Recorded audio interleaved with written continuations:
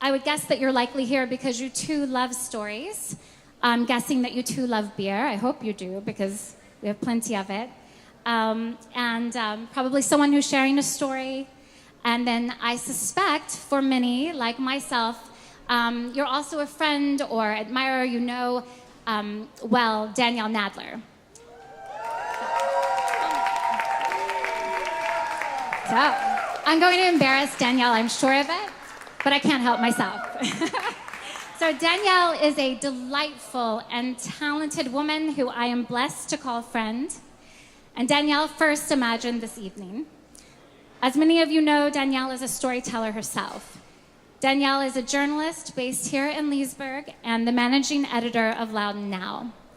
She's also the author of the book Without a Trace, The Life of Sierra Phantom. In her book, Danielle tells the life story of a man, a mountaineer who survived for decades, living outdoors in the wild, and the personal tragedies that drove him to that life. It mentions on the website that it began with an interview, and I'm positive that it also began then with a story. And page turn. And so, with that, I'd like to welcome Danielle. Here she is. I would like for her to tell us what inspired her to create this evening of community in which we will share tales and ale. Awesome.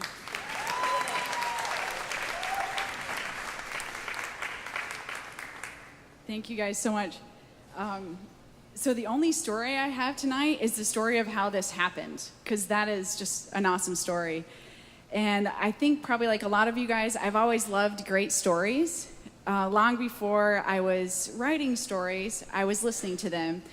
As a kid, my parents would have friends over for dinner, and long after the dishes had been cleared and other kids had dispersed, I would still be there, even at like 7, 8 years old, listening to stories. And whether it was some wild tale about a neighbor having a standoff with a buffalo, keep in mind I grew up in South Dakota, or some church gossip that I just could not walk away from, that was too good to walk away from, you know what I'm saying? I was there, I was listening, I was engaged, and I think ever since then I've been listening and telling stories. And I think I'm not alone in this love of great stories, obviously just seeing this tonight. So when you think about it, I've been thinking about just how often we're sharing stories. And kind of just throughout a typical week, you might ask a friend to go on a walk or a bike ride. My cyclist friends are in the corner. Or you might have people over for dinner, or call your mom on a Sunday evening like every good child should. And throughout all those things, when you think about it, what we're really doing is sharing stories. We're sharing experiences. Might be with colleagues on a Monday morning. What we're doing is kind of swapping experiences, and I love that. And I think just by human nature, we're probably sharing stories with people who have similar experiences as our own, or similar backgrounds as our own. Because, it's our friends, or it's our family, or neighbors, our coworkers. So a couple months ago, I started thinking, gosh, wouldn't it be cool to come up with a way where we could share, where I could hear stories of people outside my immediate circle, even though there's a lot of friends here tonight, actually. But I just thought that'd be kind of fun, people who I wouldn't normally hear their stories. So without much thought, like any good Facebook post, I put it out there without thinking through it too much. And I just put on Facebook, hey, would anyone be into a storytelling night? And this was in like April. I thought it'd be a couple people gathered in the corner of a coffee shop or a brewery, just like sharing fun, random stories. Well, I close my laptop, I go to a work meeting, and I come back, and there are 40 to 50 comments within a couple hours of people saying, yes, count me in. I want to share a story. I want to hear other stories. Count us in.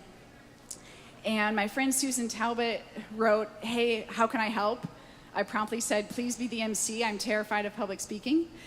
My friend Scotty Beam, who also happens to be the production director for Sirius XM Radio, said, right?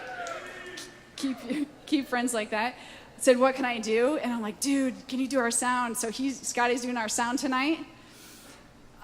Chris Burns, co-founder of Old Ox Brewery, wrote, we'd love to host. I'm like, done. And he actually suggested the name Tails and Nails. Like, perfect, done. I'll give you credit for that, in the copyright or whatever. And I shot a couple emails out to friends who I've worked with through the newspaper and just said, hey, any tips on how to get sponsors? Like, just enough to cover costs. Immediately, those two people wrote back and said, please count us in as sponsors.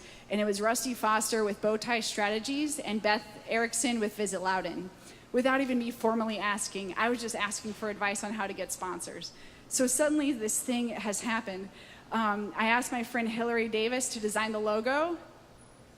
Bam. She's amazing. My cousin made the t-shirts. My husband is manning the video camera, and here we are. Welcome to Tails Nails.